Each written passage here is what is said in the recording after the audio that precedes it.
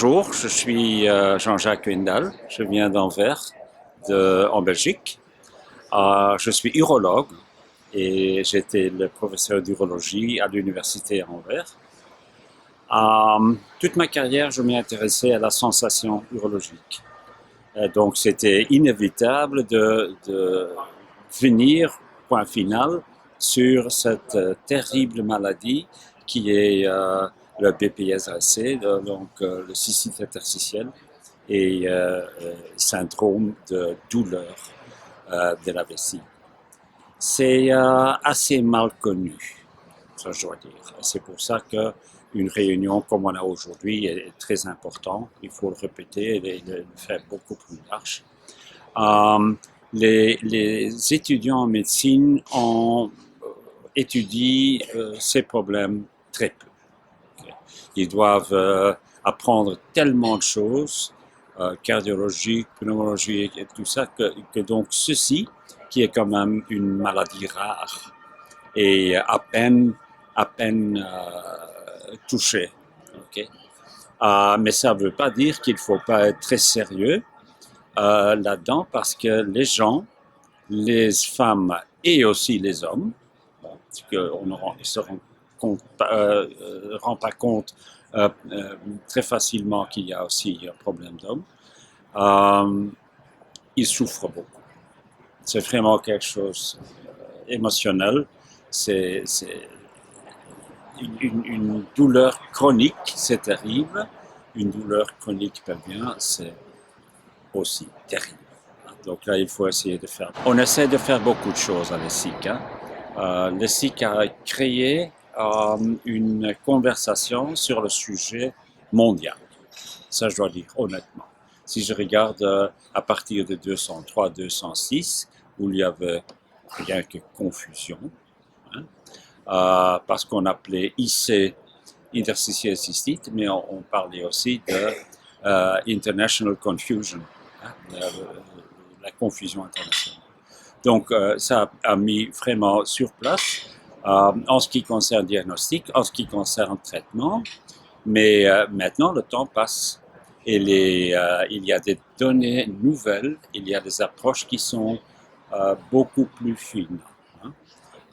Donc, il faut renouveler tout le temps, c'est ce qu'on on essaie de faire, et de donner le plus de support aux cliniciens qui voient le patient devant eux et qui doivent décider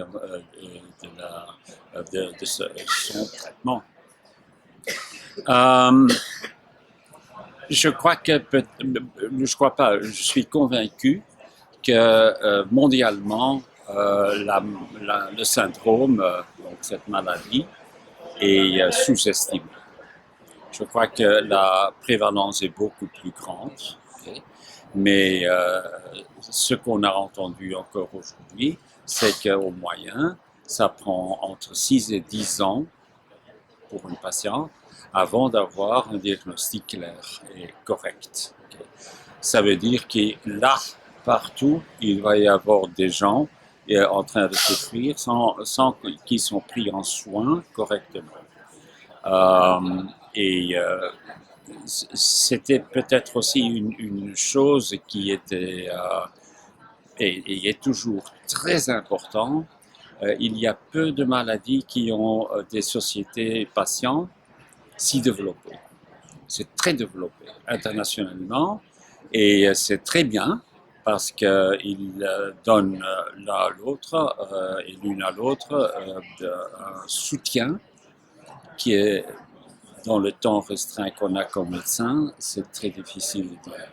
Donc ils parlent, ils ont le même expérience, okay? Et là c'est important. Et en plus, ce que SIC a fait, c'est d'intégrer très vite, dès le début, ces grandes organisations de patients dans la société. Et ça, je peux honnêtement vous dire que c'est très bien, hein, parce que eux, ils souffrent. Nous, on regarde. Okay?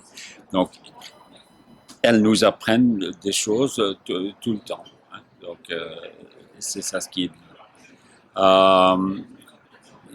ce qui est parfois difficile, et surtout quand on commence à faire ce travail dans le cystite interstitiel, c'est que on doit être très honnête au patient, premier jour, et dire je ne peux pas vous guérir. On n'a pas ces moyens. Et comme médecin, c'est difficile. C'est difficile.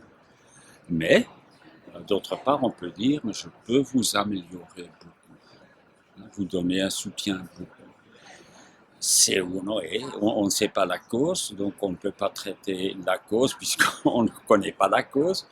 Mais on a fait pas mal de progrès dans les médicaments, dans la kinésithérapie, dans d'autres traitements qui peuvent soulager la majorité, okay, ou faire cette douleur, ou faire devenir cette douleur un peu plus vivable. Ce qui est très important pour le SIC aussi, et pour je crois que pour tous les médecins qui s'occupent de cystite interstitielle, c'est que les gens autour d'une patiente doivent être inclus dans le soin. Il y a des problèmes sexuels. Bon, c'est difficile pour la femme qui l'a, mais c'est aussi difficile pour l'homme qui est là. Donc là, il faut pas éviter ça. Il faut discuter ensemble et essayer de trouver des solutions. Pour les enfants aussi, pour le travail surtout, parce que c'est très facile de dire, bon, comment est-ce qu'elle est de nouveau malade? Okay. Est-ce qu'elle ne peut déjà plus faire 2-3 heures de classe sans devoir sortir pour les toilettes? Il faut quelqu'un pour l'aider. C'est bon, et même avec beaucoup de sympathie, les gens le font, mais pas très longtemps. Et ça, je comprends aussi. Tout le monde a ses travaux, tout le monde est, même avec beaucoup de sensations et beaucoup de volonté de vouloir soulager, il y a des restrictions. Tout le monde doit travailler, ce qui veut dire que pas mal de gens arrêtent à travailler avec la maladie ou sont virés, ce qui est beaucoup plus difficile. Donc là, il faut tenir compte aussi, financièrement aussi. Dans des pays où il n'y a pas de remboursement automatique de tous ces médicaments, c'est pas cher. C'est très cher, je veux dire. Mais bon, il faut travailler partout, internationalement,